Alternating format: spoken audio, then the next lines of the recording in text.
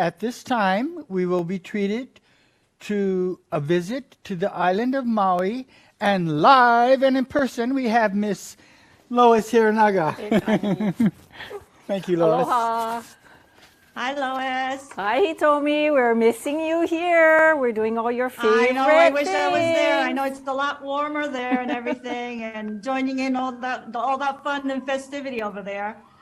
But we are thrilled to have you to do the island video for Maui, and what you put together, the concepts behind it, and the places to visit, and everything to reflect what Maui has to offer today in floristry through your eyes.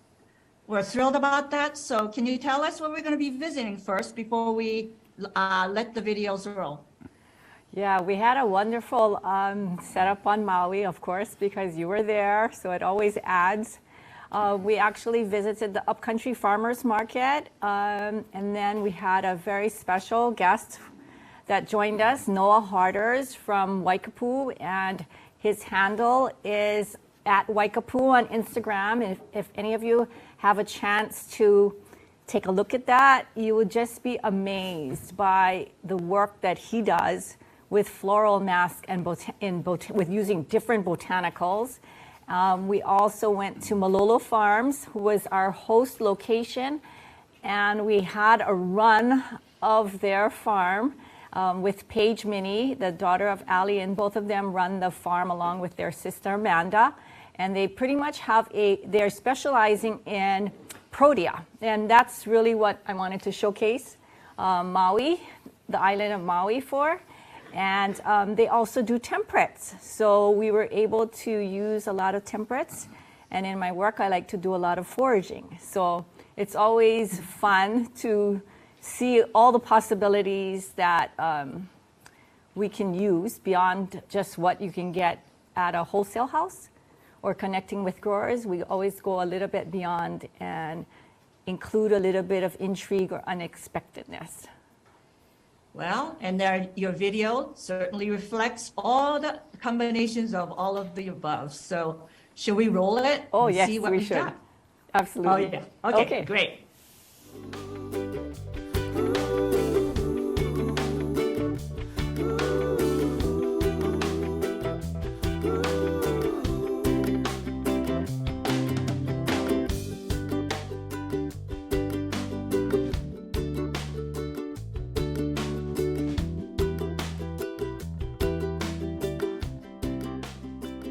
I'm Lois Hiranaga, and I'm going to be your host for the Maui segment. We're at the Upcountry Farmers Market, and it's happening today here on a Saturday. This market happens every Saturday, and it's quite an eclectic combination of vendors from flowers, vegetables, and all kinds of goodies.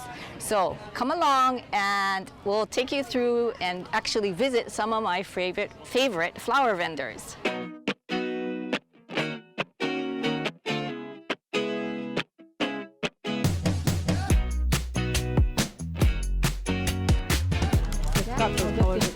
Yeah.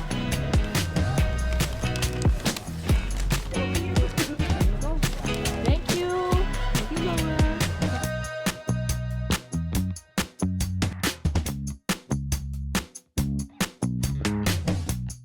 And we're doing promotion of locally grown flowers.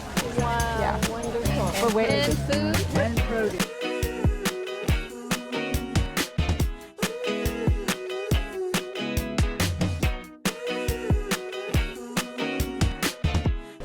So what's the photo shoot for? Hawaii Floriculture Nursery Association, Oh, yeah. promoting local flowers for weddings. I'm doing the Maui segment. But then next week I'll go to Hilo. Oh, wow.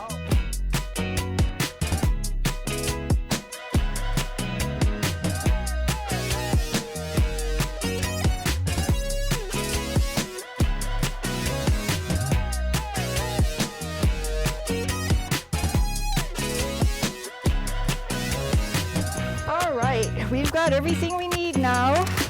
All the fancy stuff. And look at these, they're so pretty.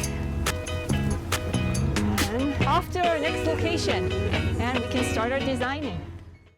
Hey everybody, Welcome to Malolo Farms. We just finished the Upcountry Farmers Market, and now we're at Malolo Farms with Paige Minnie.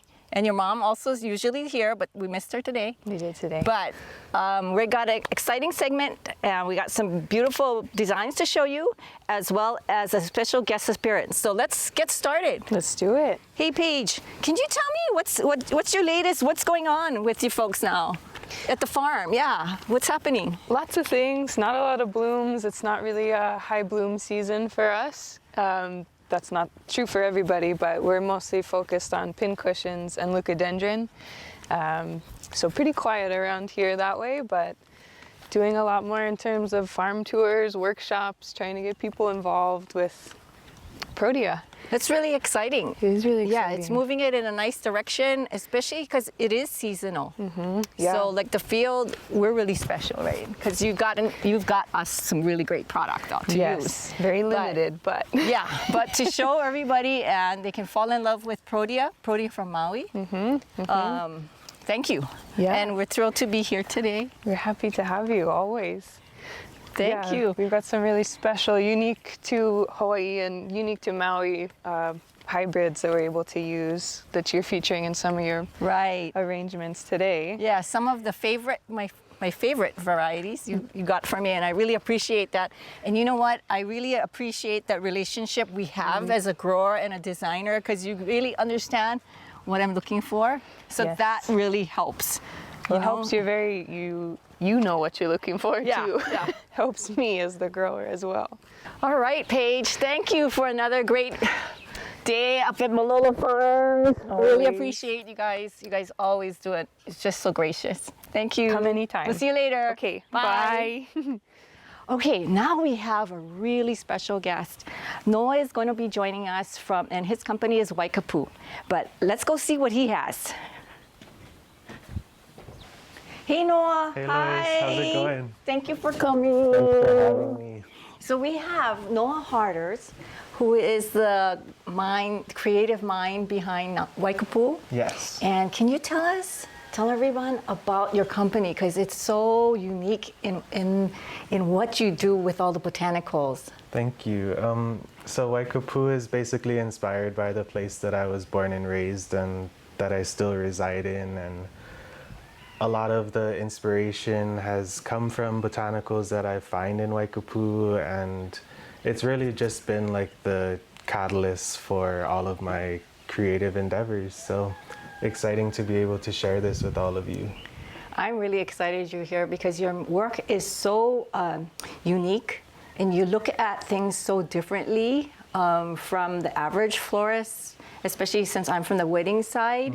You know, when you see a product, you're looking at it in a different aspect. Can you Yeah. kind of elaborate on that? Yeah. When I see a flower, I obviously appreciate the beauty as a whole, but I'm immediately breaking it down by piece, by leaves, by petal, by structure, and unfortunately, most of the time I'm ripping these things apart, unlike most florists out there. Right. But yeah, I just really appreciate all of the details that all of our botanicals have to offer. So you created this amazing piece, and from this product, Yes. the minks, and you deconstructed it, but to get to this concept, or the inspiration of how you're going to develop what you turn this into, can you tell us about that? Yeah, I have always been inspired by kind of surrealism and high fashion, and one of my biggest inspirations is Alexander McQueen and how he just takes normal things that we might see in everyday life and in nature and recreate them into these fantastic works of art. So I start by deconstructing my product and kind of just let the material at hand guide whatever I'm going to be creating. A lot of the times it's a wearable piece, whether it be like a mask form or some kind of lei. So we have some kind of earring pieces, and I really just free flow, let the materials speak for themselves and utilize them and manipulate them in ways that are a little bit different than the normal or the average. The average person, right? Yeah. I saw your Instagram and I was pretty floored by just seeing how you were able to take so many different botanicals and turn them into a mask that, I mean, I wouldn't have ever dreamt about. And it takes hours and patience. A lot of hours. I see that you were using a lot of glue. Yes. Yeah? This is my best friend. That means you have a lot of patience to do it, and you have wire. And can you explain a little bit about what's behind the structure? Mm-hmm. I use a lot of wire in my bases, and I pretty much create every form free-flowing. There's really no plan when I start. Everything just kind of progresses, and I tend to use a lot of organic shapes, which is why I like to use the wire in my base, because I'm able to manipulate and form in different shapes and form it around my face and get a little bit different structure than something just very flat and 2D. It's so amazing that you were able to take the pincushion and literally take each piece apart and cut it to size and the gradation to get what you wanted. And you even used the seed pods, the pods of the leucadendron. Yeah. So basically this form that you did is all protea because you use the leucadendron and the minks. Yeah. And I think when I looked at your Instagram, and everybody should, if they get a chance, what's your Instagram? It's going to be... My Instagram is Waikapu. The collection on there and the botanicals that he's used, it'll just blow your mind away. The way you see things, it's just amazing. Literally anything and everything out there is a possibility and a material that I can transform. So I see potential in every single, even blades of grass. When I look at your work on Instagram, I can just see all the passion that you have in doing what you're doing. That's pretty inspiring to see that I see the love and passion that you have to create this art form. It's really something special. Can you tell us the process of how you created this beautiful, amazing piece? Yes, I would love to. So I basically take my material at hand, and in this one it was the mink protea, and I deconstruct petal by petal, unfortunately ripping these beautiful pieces apart. And then I'll go in with my scissors, cutting each piece to size, and I'll pretty much organize them by shape and size so that when I'm creating my piece, I can grab from my different piles, and starting with the smaller petals at the tips to create that gradation of size and shape, I'll come down with my petals, using my flower glue to kind of secure them in the spaces that they need to be in. And then I'll pretty much just go in and cover, if I'm looking for different lines or different shapes, then I'll piece my petals into that order so that they can have that really nice flow to them. And along with most of the mask forms that I make, I like to make some sort of wearable piece. So in this case, I made some earrings using the same technique, same materials, cutting down my petals to size and layering them. I was really inspired by the traditional feather lei making of the Hawaiians. So that's kind of where this all stemmed from. And now we have these cool little earrings that we can wear with our masks.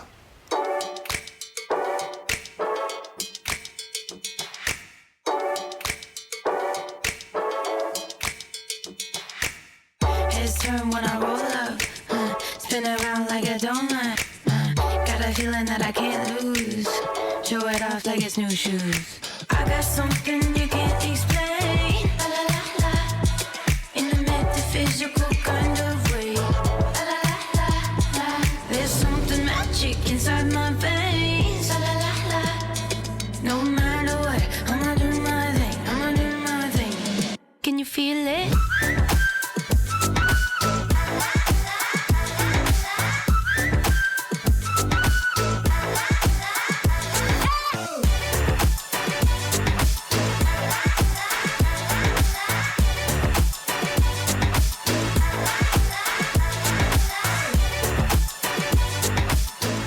So Noah, what's coming up next? Can you share with us some of what you see coming down in the future?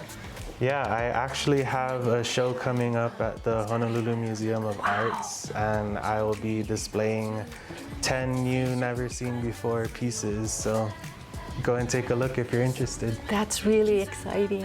I'm I'm gonna make a trip to do that. Please do, yeah. I will. I'll come over with you. Thanks for having me. Thank I really you. appreciate it. Thing. Can you feel it?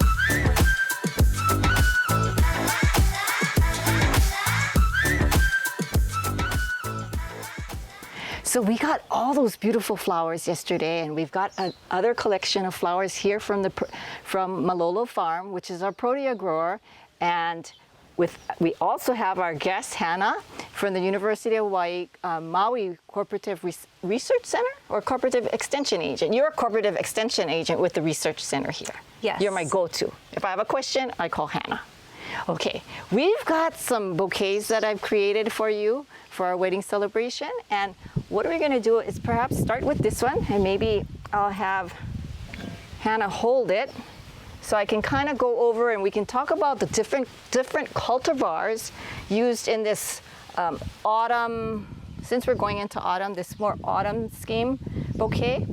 And there's a couple in here that I'm going to have to ask you to ID for me because I'm not quite sure what the names are. But these beautiful candlelights, they're one of the few protea pincushions that are blooming at this time of year. So we started with this one here, and we have this cymbidium and some beautiful phalaenopsis, and they're all in this brown earth tone yellow combination. So it just blends, the transition of color blends very well, but also we have, Hannah, what's this? I know I asked you to bring it from your yard.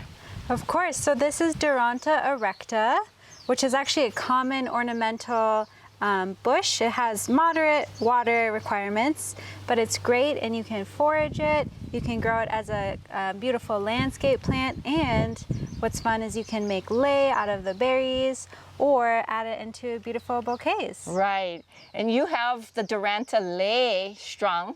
So that's what these berries actually look like. It's a shrubbery, and it's often used for lei making. And we have another one that is new to me. Can you tell me the name of this variety? Yes, this is called Leucodendron linifolia. It's a very beautiful foliage, adds a nice pop to the bouquet, and it is grown here locally in Maui. And then there's also these beautiful, we're more familiar with the Safari Sunset leucodendrons, but this one has a much peach color, which just blends beautifully with the orchids. What is that variety called? So this is a Leucodendron kulakane. It's a very nice leucodendron that's also grown here in upcountry Maui. And maybe if we can spin the bouquet this way and get a really cool shot of the mimetis cucullatus. And you see how that just blends beautifully, where we had this Leucodendron kulakane, and then very similar, the mimetis cucullatus. And then we have the Leucospermum sunrise, as opposed to the very small Leucospermum candlelights. And then we have also in this blend, well, I mentioned the orchids, but we have this one. Can you help me with that one, the name? It's an intergeneric type, right? Yep, an intergeneric orchid. I think it's closely related to Oncidium species. Yes. Absolutely. Yeah. Yeah, that turned out quite well. And in here, which actually help to separate the flowers and the foliages, we have some sea fans. So that was something I had, and we started this color combination based around, like, how do you get your inspiration? And that was one of the items that I wanted to use, because I knew something like the Duranta, it cascades so much that you almost need some sort of support. Otherwise, it just drops down.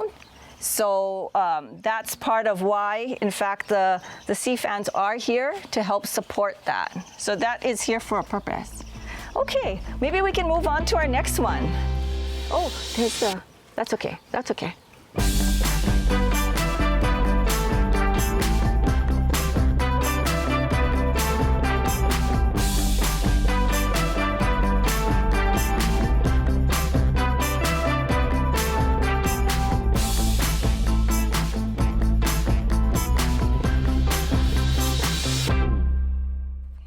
For our next bouquet, we have this mauve blush color combination. And we have some dahlias that we picked up and some veronica, this beautiful anthurium called Moi Moi. And what's the name of this one here? It's the Brunia. Is that Brunia, Yeah, right? Brunia. Brunia. Brunia. albiflora. Before. And then some helleborus in mauve and veronica, and some amaranth. So this is related to the globe amaranth. And some white torch gingers, and some alpinia purus white. Is there anything else? Oh, some very common roses. Oh, and This is the Leucadendron galpinii. right, and it's beautiful if you look in and check this concentric circles here that's in the mauve, which blends beautifully with this color palette. It's just pulling everything together. And this is just done in a spiral hand tie. And there's, so different color dahlias, and the jasmine vine is added in just for a lot of movement. So that's our mauve and blush combination.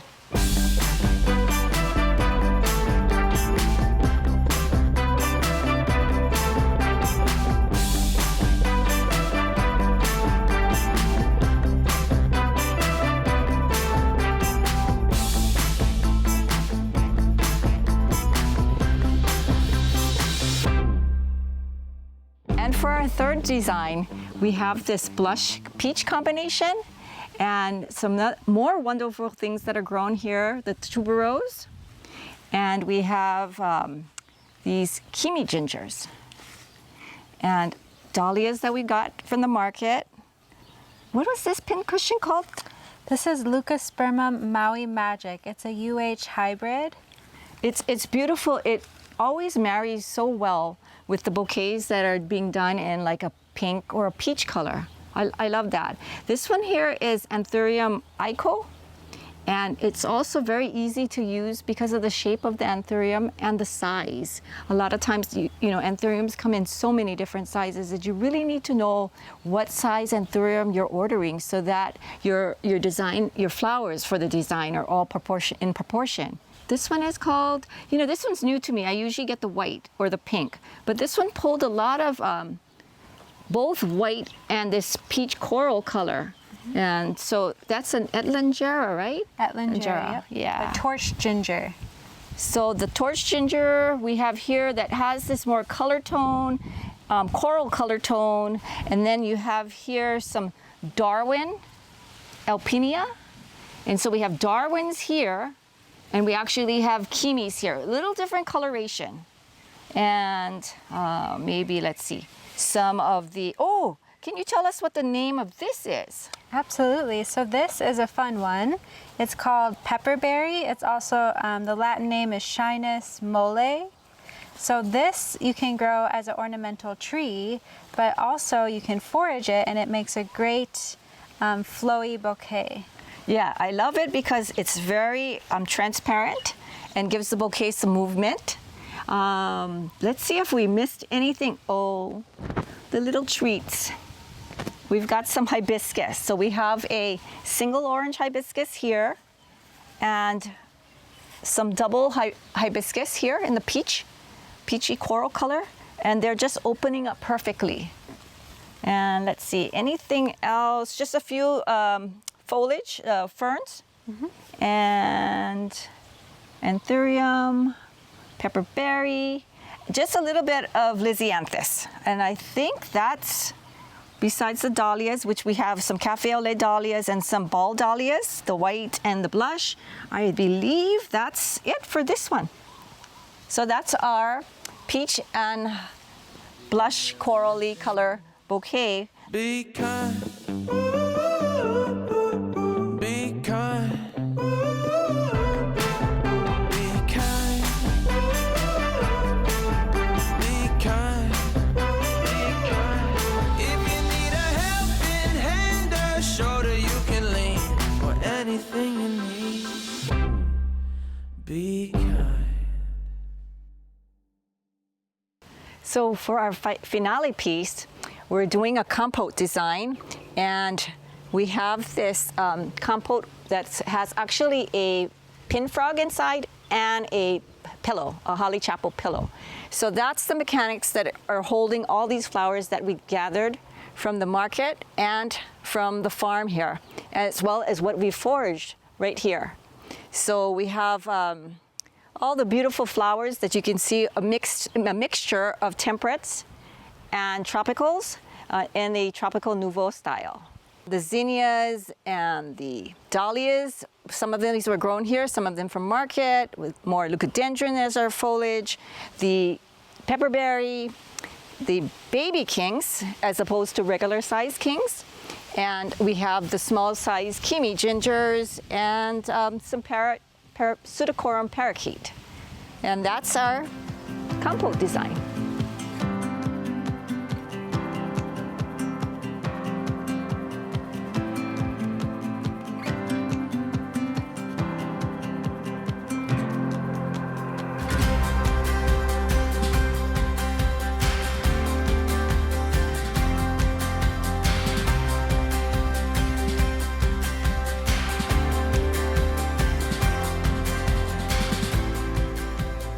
And here for our chandelier piece, we've started with a very loose wire form that's quite decorative. So what is nice about it is it doesn't require us to completely cover it and make something very heavy. So I've water tubed everything but the kings and proteas and gingers, because that can sustain the climate without having the water source. But the shower trees and the dahlia actually are just secured in with water tubes, and then they are zip tied. We basically that's pretty much the flowers, but we started first on the structure itself, a light covering of pepperberry. Then we added in the kings next. Then the next heavy item would be the minks. They are hybrics.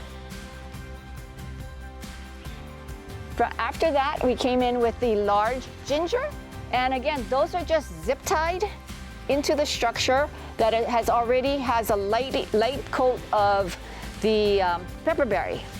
And then the next step was to add in the shower tree flowers, and then the dahlias. And again, those were water tubed and just zipped in, and that created this beautiful effect where, you know, with the shower tree, they're actually hanging. So this is the perfect way to showcase the flowers itself, because that's the way they're growing in the trees. So we're just taking it from nature, that we'll use this, and even for the pepperberry that we're using, and it actually has the berries as well.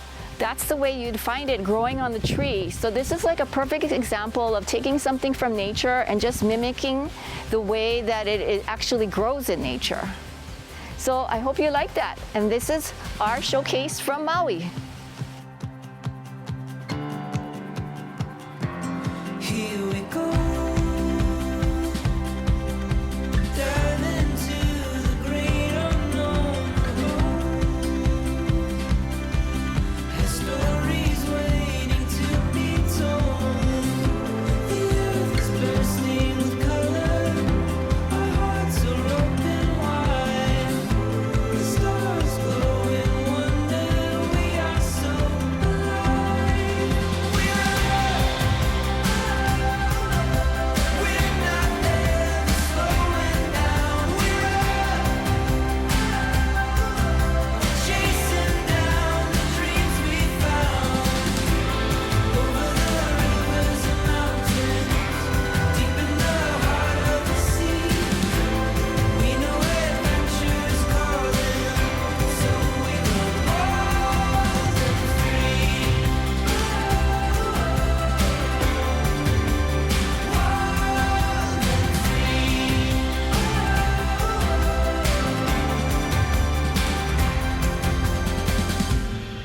So as we wrap it up here, I really like to thank some of the people that came out and gave us a hand here. First, we went out to the market, so we had the wonderful vendors there at the market. And of course, Malolo Farm for graciously hosting us here at their farm. And we had the talents of Noah Harders from Waikapu, who shared his talent and was so gracious to actually show us what he does to make his beautiful pieces. And of course, Hannah Lutkin from the University of Hawaii, our go-to person when we have questions about flowers. So that's a wrap from Maui. If you have any questions, I'll be happy to address them, and hopefully I have the answer. Well, I'll ask Hannah.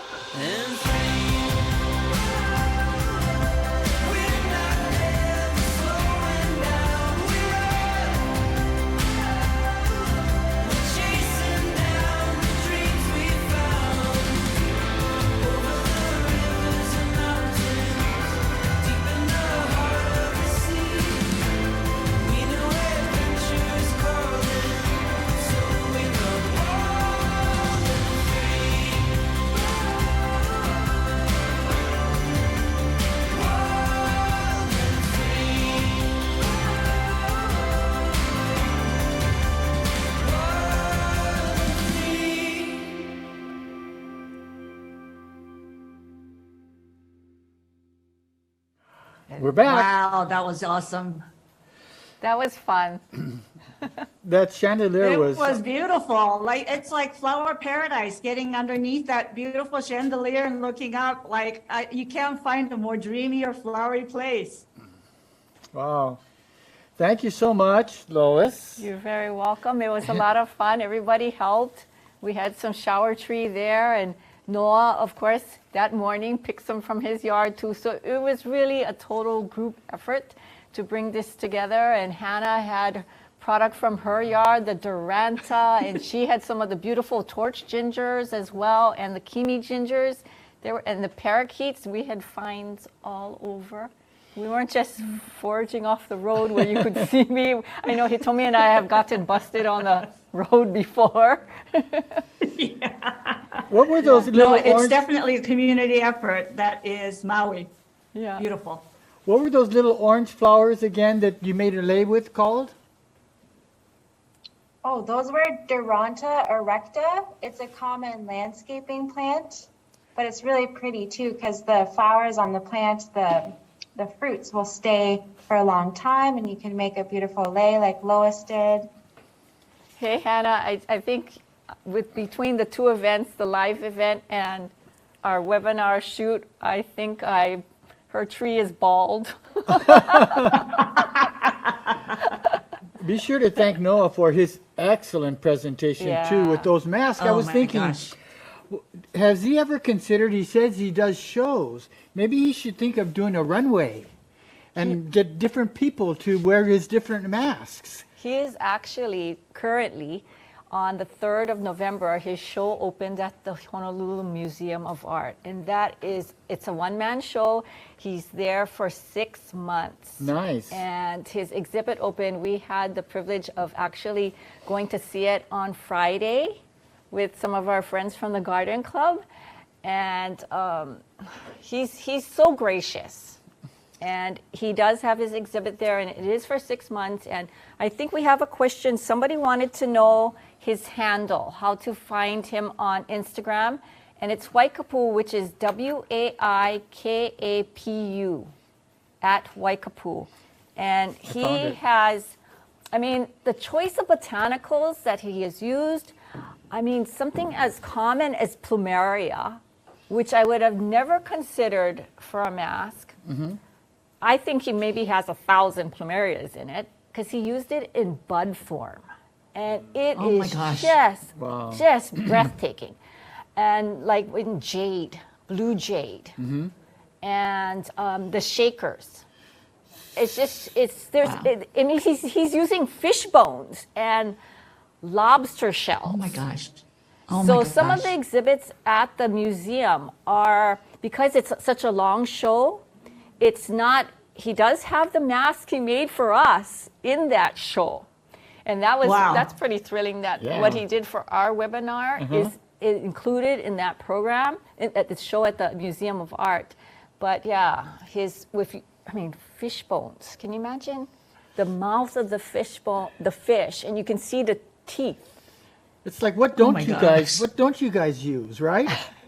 I mean, Job steer. And it's just so incredible that people should really take the time. They won't be disappointed in seeing that. So his Instagram is Waikapu. Mm-hmm. Yeah, I found it, and I'm gonna, when I have time, there's tons of masks that he displays in that on his Instagram site.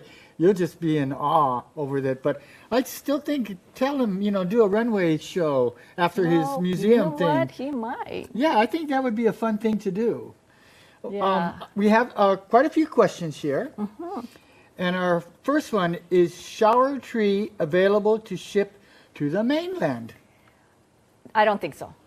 That is something that if you want to have that, you must come to Hawaii. Okay. I mean, I think that's part of the beauty, to have that sense of place. If you're coming to Hawaii, that could be one of the things you could have, but you have to be in the right season. Okay. Right. You have to be in the right season, and it comes in different colors. Seasonal. Right. Yeah. The next question from one of our audience is, how long did the hibiscus last in one of your bouquets? Okay. So with hibiscus, the trick is to know what stage to actually harvest it at. And when you think about hibiscus, you think about it as lasting for one day, right? Pretty much. Because it closes up, right? Closes at night. So what you're going to do is you're going to harvest it at the right budded stage. You're going to refrigerate it, okay? Okay. Because your wedding may not be that day, right? Okay. So then you could put it in your bouquet, and you're going to time that. So if you're doing your bouquet the night before, you can refrigerate it overnight, and it's going to bloom fresh for you. So you tuck it in the morning. No, it's already made in the bouquet. The bouquet is done. It's in a budded form. The whole bouquet is in the refrigerator. Yeah, the whole bouquet has already been in the refrigerator. And in most cases, in my bouquets, I actually the whole bouquet is covered in plastic. Oh. So it's, again, almost like in a hydration chamber. So it's in refrigeration. And I'm not using a special refrigerator. I'm using a household refrigerator. I'm just taking the household refrigerator to the warmest control you can get it to. So like initial setting? I think it would be the initial setting that would be on the dial. And the bouquet is misted and covered in light plastic. So it's still cold, but it's not on the coldest level. Yeah, it's not, definitely, because the tropicals won't be able to handle that. Right. So it's at the warmest level, pretty much because we're using, I am putting the gingers, which you would say don't put in the refrigerator. Right. But I'm putting it in the warmest temperature possible, and 3 days is okay. Those hibiscuses were harvested probably 2 days before the shoot. Mm-hmm. So in the bud form, it still did maintain that. And it just, timing-wise, we were able to open it. And you know what? I don't grow the hibiscus, right? I'm not growing the hibiscus. You can't grow everything. And especially when you want to grow things, it never blooms when you actually need it. So I kind of have these spots figured out where I can ask. And it happens to be at a restaurant, and then I just buy some food, and I ask them, can I pick a couple hibiscus? Okay, and perfect.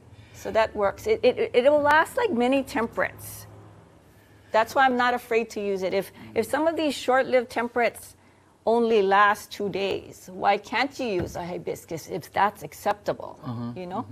So it's a matter of trial and error for people. And it is doable. That's a great concept of putting the entire arrangement in its own little plastic tent. It's like in its own little environment. Right. And it's not on the coldest, but it's still cold, but it's like a contained environment for that. And if you really want extra protection too, like there's that, like a Palon product. So people that buy cymbidiums, in your box of cymbidiums, you usually have that fabric, the material. Sometimes I will put that onto the bouquet. It's kind of like a blanket. Oh. So it just adds a little bit more protection. Oh, okay. Yeah. Ready to go on to the next? Can hibiscus be shipped commercially to the mainland? And how is the vase life? Okay, I would not ship hibiscus to the mainland, but when we were recently in Vegas in July, hibiscus is sold in the garden shops. So what you want to do is, sometimes look at these other places beyond. You're just going to go to your garden shop now and start looking at potted plants in a different light. Okay. So you could start harvesting from that. Speak to the audience. Yeah. Okay. Wonderful. Gee, we've got more questions. There was somebody that asked a question about the mask. Let me address that. They wanted to know what material Noah is using, and it's foam core and wire. So he's attaching, the foam core is the base that Yes, he's is this cutting. it? What are the mechanics you Yes, use what's the for mechanics? For the what's Base that? of the mask. Base of the mask, okay. So it's foam core, and he's adding wire to the back of the foam core, and then the wire gives him the pliability, and he can manipulate in the shape he wants, the form. So the question for Noah is, how do you spell his company? Which I believe I covered, but we'll say it- Waikapu, yeah? Yeah, Waikapu. So we Okay. got that. Waikapu. Does he have a Facebook page too? Yes, he's on Facebook. Okay. In one of your arrangements, you had the sea fan.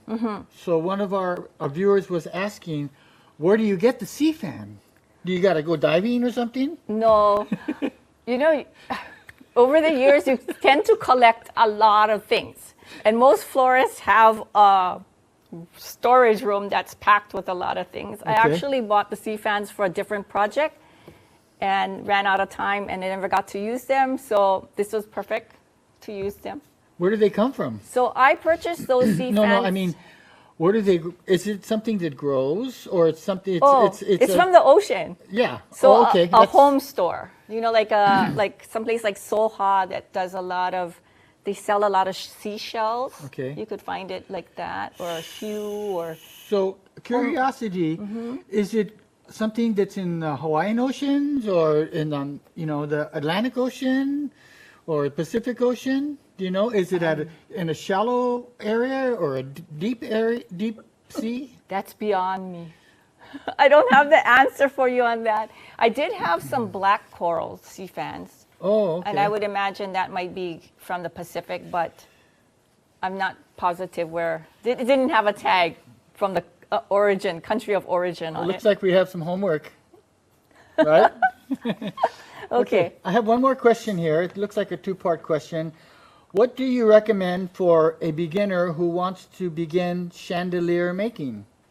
If you want to keep the cost as minimal as possible, you would start with a structure that looks pretty decent by itself, that does not need to be fully covered. Okay. In that, if it's not very heavy and sturdy, you would have to limit your materials to what your chandelier can handle, the structure itself. Okay. Fortunately, what I used was a pretty good looking structure that, again, was in the storage room. Just pulled that out. I had used it once before. It already had additional bark covered wire around it. But when we added in the protea stems and we added in the ginger stems, it added more sturdiness to the structure form. Okay. And we didn't have any problems. Oh, okay. Yeah, Great, so great. you can limit the amount of material you have to use if your base doesn't look so mechanical that you have to cover it up. So that would help to build this chandelier with minimal money or less money and resources if you go gather bamboo or Right, or, you or could things build like that. you could build your own armature. Okay. That's all the questions that we have from the chat right now. I'll let somebody else talk. Well, I'm just going to say that it was a world of information and beauty. And what I'd like to thank you, of course, Lois, because you're always such a professional, but also Hannah, the information that she provided with the nomenclature of some of the items that she brought in was so valuable. And of course, Noah, and Paige, Minnie, for providing the space for all of us to play, because I got to play too. I get to watch all this.